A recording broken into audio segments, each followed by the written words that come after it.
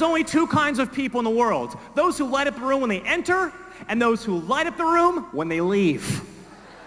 But isn't it interesting how in this country we are so obsessed with our physical weight, as if that's what's creating drag in our lives, as if that's what's holding us down? I don't think that's what the problem is so much. I think for most of us the problem is all the mental weight, all the junk we carry around up here, all those thoughts and ideas and beliefs and behaviors that sabotage our lives. We create our own bumps by carrying around all this junk with us. Each one of us lives with our own personal mental heckler. It's a little voice inside your head that talks to you and criticizes you.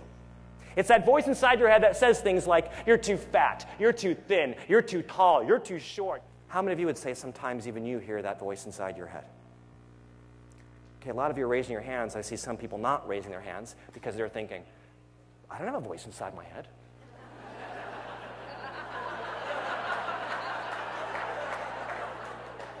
That's the voice.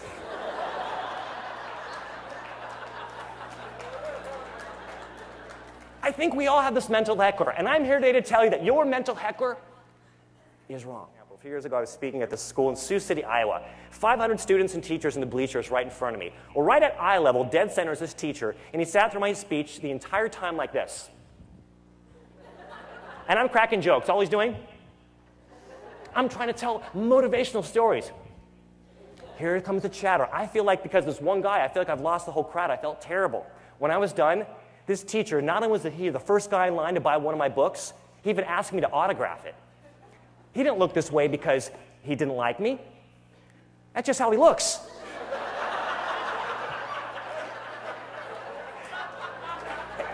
You have people like that in your faculty too, don't you? That's their default setting. Right now in your own mind, I want you to think of one insecurity that you have. One thing about yourself that you don't think is right, something that you don't like and you kind of don't want other people to know. Now please share this with the person next to you. No, I'm joking, I'm joking. All right, think of this thing. All right. Now, when I do what you just did, I ask myself, have I reached that conclusion based on facts or is it just my feelings? If your problem is based in fact, okay, deal with it, it's a real problem. But if your problem is based in feeling, chances are it's the mental heckler, and it's probably wrong. Don't ignore those feelings, but get the facts, because more often than not, the facts will show that you are better than you think.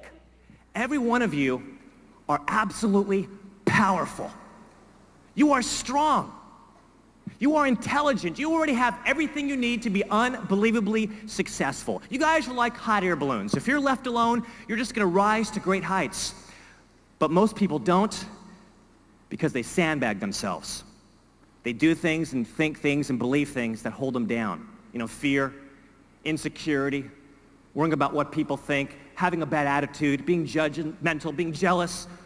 All these things hold us down. Well, what I've learned is when you can cut loose those sandbags and make different choices, that is when you will rise to incredible heights. When I was young, I was absolutely terrified of long-distance running. I could not run long distances. And it was not because of anything physically wrong. I had a mental problem. I had a belief that I couldn't do it. Well, they invited me to participate in a program where I would raise money for cancer research, and in exchange, they would train me to run the Los Angeles Marathon. I have to tell you, when I crossed the finish line, it was actually bittersweet. Because part of me felt this great sense of accomplishment, but another side of me started wondering, well, gosh, if I can do that, how many missed opportunities have I had? What other things could I have done had I only believed it was possible? Where else have I been sandbagging myself? How am I getting in my own way? I would ask you the same questions. Where are you sandbagging yourself? How are your beliefs stopping you from being your best? How are you getting in your own way? Our beliefs about ourselves are so powerful. They can be such heavy sandbags. The good news is, our beliefs can also be the fire. Now, when I say believe in yourself, don't get me wrong. I'm not talking about having a positive attitude, because that's for the happy people. You've heard those motivational speakers before.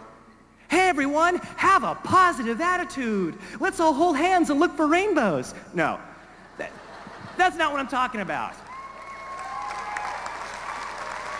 Because, I mean, that's why Barney's so irritating. Because let's face it, those people, when you have a problem, they don't have any good advice. Instead, they say things like, cheer up, look on the bright side. You ever notice that advice doesn't work? When have you ever had a problem and someone said, cheer up, and you're like, oh, okay. Like you can just flip a switch and be okay. No.